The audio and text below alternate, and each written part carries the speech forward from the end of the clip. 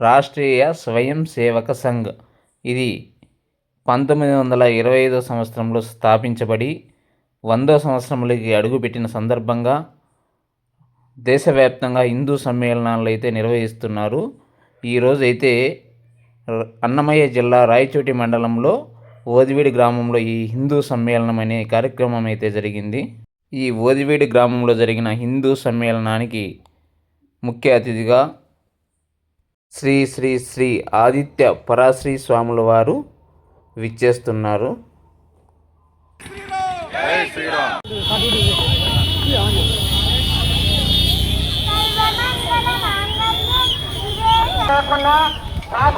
ఇబ్బంది లేకుండా సహకరించాలి. వెహికల్స్ వాళ్ళు జాగ్రత్తగా డ్రైవ్ చేయాలి. దయచేసి స్వామీజీ వచ్చిన తర్వాత మీ వెహికల్స్. ఈ హిందూ సమ్మేళనానికి వేలాది మంది హిందూ సోదరులు అయితే తరలి వచ్చారు.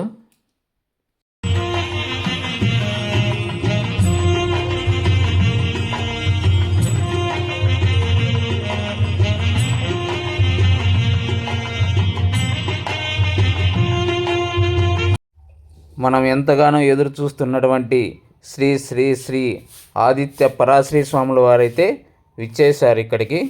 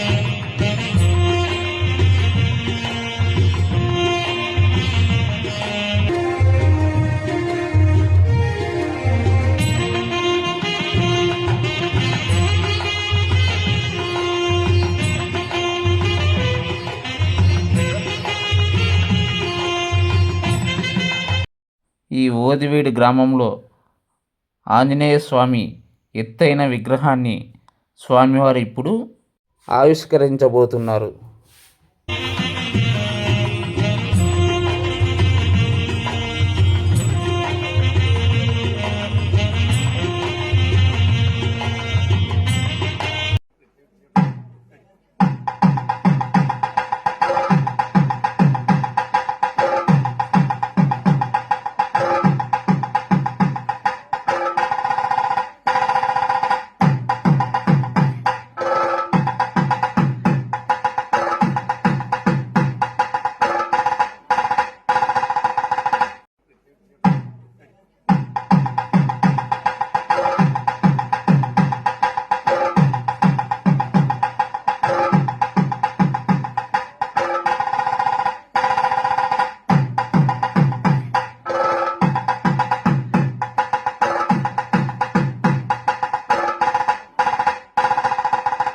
ఈ ఆంజనేయ స్వామి వారు చాలా అద్భుతంగా అయితే ఇక్కడ ఈ విగ్రహాన్ని అయితే ఏర్పాటు చేశారు. ఈ విగ్రహాన్ని శ్రీ శ్రీ శ్రీ ఆదిత్య పరాశ్రీ స్వాముల వారు ఇప్పుడు ప్రారంభోత్సవం చేస్తున్నారు.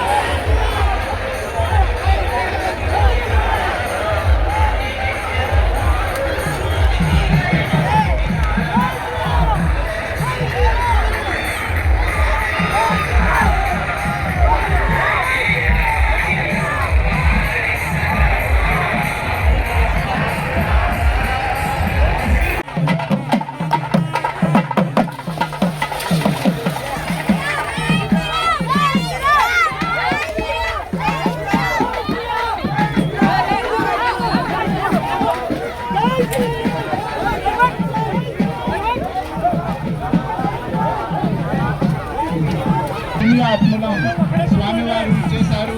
ఇక్కడ వచ్చేసినప్పుడు మీ స్థానంలోనే ఉంటూ వారికి గౌరవించకుండా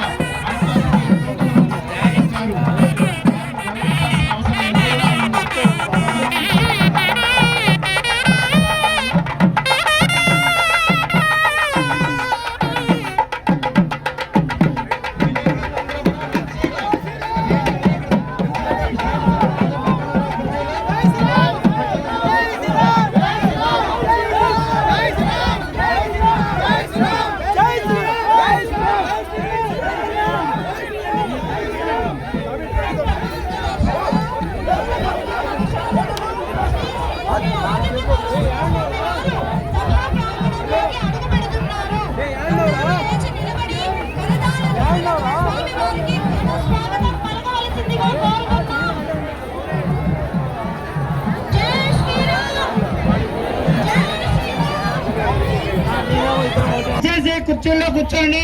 స్వామీజీ ప్రసంగం ప్రశాంతంగా వినవలసిందిగా కోరుతున్నాం. దయచేసి కూర్చోండి. రాష్ట్రీయ స్వయం సేవక్ సంఘ్ ప్రాంత సంపర్క్ ప్రముఖ్ శ్రీ ఆలూరి రాఘవేంద్ర గారిని వేదిక మీదకి రావాల్సిందిగా ఆహ్వానిస్తున్నాం.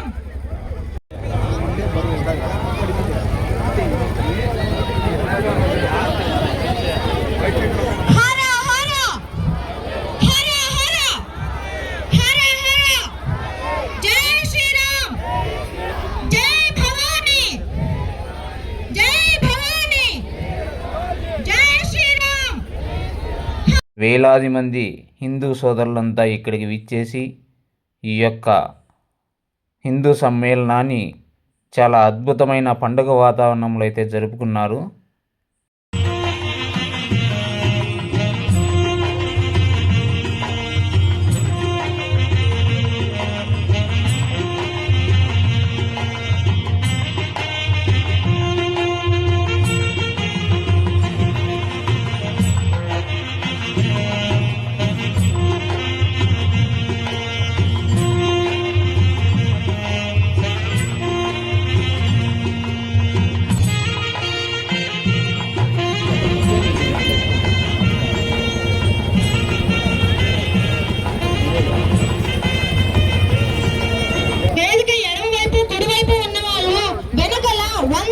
వంద కుర్చీలు ఖాళీగా ఉన్నాయి. దయచేసి వెళ్ళి కూర్చోండి. ఎవరు నిల్చోవద్దు. దయచేసి సహకరించండి. సూచనలు పాటించండి. ఒకటే, మార్పు చెందని జీవన విధానం, మార్పు చెందని మనస్సు, మార్పు చెందని వాడే అసలైన హిందువు.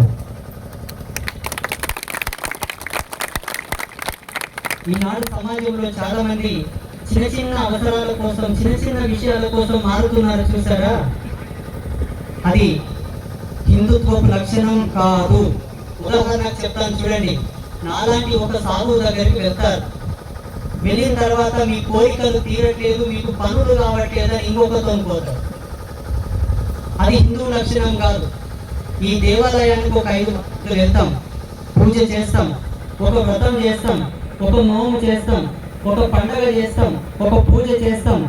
సమస్యలు పరిష్కారం అవ్వలేదని, కోరికలు తీరలేదని, పనులు అవ్వలేదని గుడులను మార్చేవాడు హిందువు కాదు.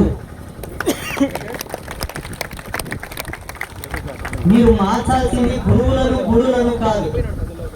మీరు మారవలసింది మీ జీవిత విధానంలో, మీ జీవన శైలిలో మీరు మారాలి. ఉదాహరణ చెప్తాను ఎలా మారాలి అంటే, తినడం పని చేయాలన్నా, కట్టడం పని చేయాలన్నా, తాగడం పని చేయాలనేది కాదు. మనకు రామాయణ, భాగవత, భారతంలో ఆదర్శం. మహాభారతంలో పంచపాండవులు కష్టాల పాలైలేరా? రామాయణంలో రాముడు కష్టాల పాలైలేడా? హరిశ్చంద్ర మహారాజు కష్టాల పాలైలేడా?